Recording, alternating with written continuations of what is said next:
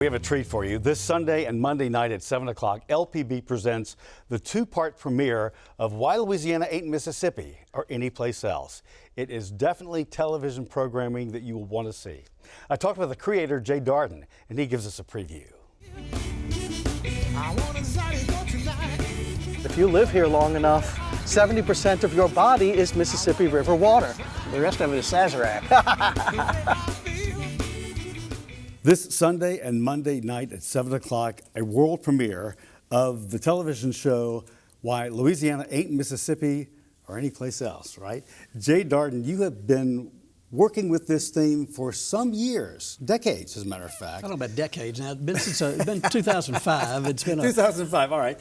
But it's been a while. It has been. First time it has become a full presentation, full feature like this. Yeah, it's been a 3-hour presentation that I do with a lot of music, but it's just been me talking basically. And now it's a 4-hour television production with interviews with a lot of Louisianans, and it's a very interesting, I hope, and fun look at the state we call home. In this case, we take a look at music, we take a look at culture, we take a look at Native Americans, we take a look at the plantations, the history of that. We take a look at everything that makes up Louisiana, the food. You just name it. Well, the whole premise is Louisiana is unlike any other place in the world. And it's not just Mississippi that we pick at, it's every place. It's no put down on Mississippi, and there are no comparisons. It could be why Louisiana ain't Montana. The point is we're a unique place. Right. Our culture is unlike any other place in the world, and primarily because of the Mississippi River, which brought people to the New World through New Orleans, not through Ellis Island or any other port, and through the presence of Catholicism from our earliest days. We're parishes, not counties, and the influence that religion has had in South Louisiana compared with other parts of the state. And we kind of look at this whole amalgamation of religious zeal and joie de vivre that melds together and makes Louisiana special.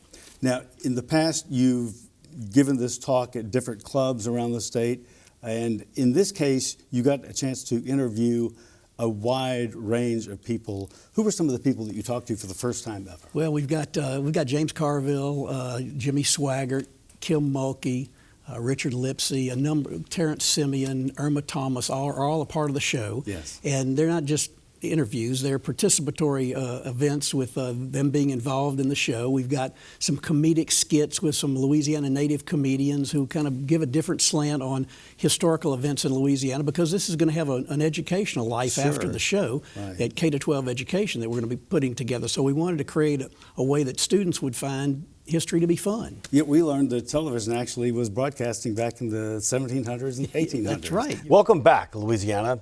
The year is 1873. As you know, our carpet-bagging governor, Henry Clay Warmoth, has been impeached. Live in studio now, his replacement, the first governor of African descent in American history, PBS Pinchback. Welcome. Yeah, it was a pleasure being governor of Louisiana. How long were you governor? 35 days, but it felt like a lifetime. It's interesting that you get a chance to go all over the state.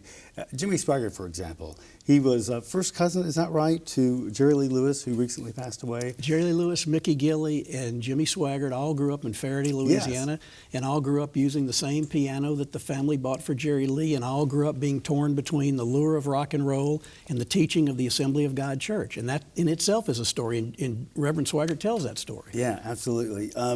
Anything else that stood out to you that maybe you had not known that much about as you looked at this? I don't know so much as it's the disproportionate impact that Louisiana has on Americana.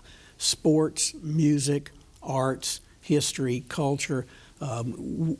We punch above our weight in terms of our population compared to other states. And that's really the whole nature of this presentation, is that Louisiana is a special place that's had a disproportionate positive impact on America.